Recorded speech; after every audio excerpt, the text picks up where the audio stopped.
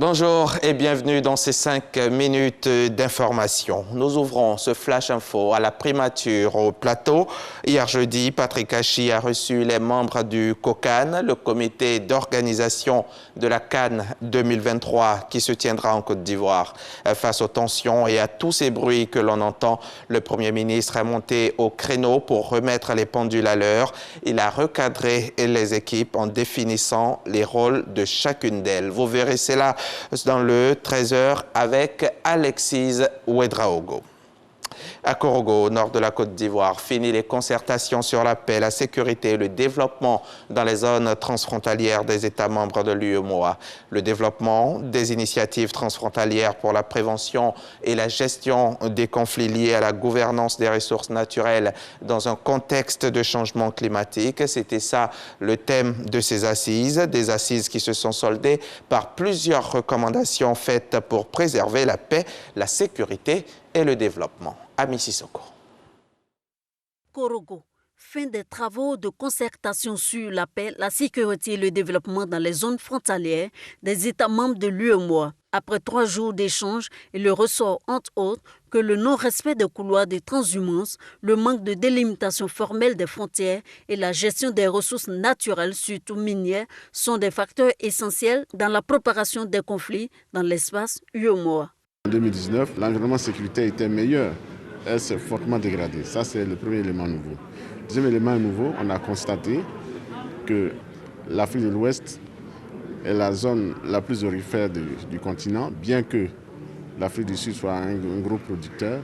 Mais aujourd'hui, nous avons de grands producteurs d'or dans la sous-région et qui concernent justement là où les conflits se passent. Donc ça, c'est l'élément qui s'est véritablement renforcé. Aujourd'hui, nous avons fait le lien inextricable entre les questions de sécurité et les problèmes des jeunes et des femmes. Nous devons occuper ces jeunes pour éviter un basculement vers des organisations extrémistes. Il faut renforcer leurs capacités et les donner les moyens d'action. Suite à ce constat, plusieurs recommandations s'imposent. Il y a beaucoup de textes, mais ils sont tellement éparpillés qu'on a besoin de les regrouper, de les harmoniser. Il a été demandé également de renforcer les cadres de concertation au niveau sectoriel, au niveau transversal, au niveau horizontal. Au niveau des États membres également, il a été demandé que les femmes et les jeunes puissent être beaucoup plus impliqués dans le processus de dialogue et dans le processus de gestion des crises. En marge des assises de Korogo, les coopérations françaises et suisses ont lancé le projet d'appui à la promotion de l'emploi des femmes et des jeunes dans l'espace Sikasso, Korogo et Bobo-Dioulasso, Escabo. Doté d'une enveloppe de 655 millions de francs CFA, ce projet vise à contribuer au développement économique à travers le financement de plus de 250 projets. Leur particularité est qu'ils sont amoureux de l'art, de la culture. Parmi eux, des journalistes, des écrivains, des juristes, tous autant qu'ils sont, ils viennent d'être initiés à la critique d'art. La critique d'art, notamment en musique, danse, littérature, art plastique, cinéma, théâtre. Ensemble, ils veulent désormais promouvoir l'industrie culturelle ivoirienne tout en favorisant une certaine éducation artistique chez le public. Cela à travers l'OPCACI, l'Organisation professionnelle des critiques d'art de Côte d'Ivoire. Ces images nous sont rapportées par Walter Amadou Ouattara, son reportage à 13h. On part pour l'actualité internationale. De nouveaux craquements au sein de la transition au Soudan. Alors que les tensions entre civils et militaires sont déjà à leur comble, les dissensions s'accentuent au sein du FFC, les forces de la liberté et du changement, l'alliance qui a été le fer de lance des manifestations qui ont abouti à la chute d'Omar el-Béchir. 2 factions rebelles qui rejoignent la transition à la faveur de l'accord de Djouba il y a 1 an ont décidé de former une alliance dissidente et plaident pour un remaniement des autorités de transition.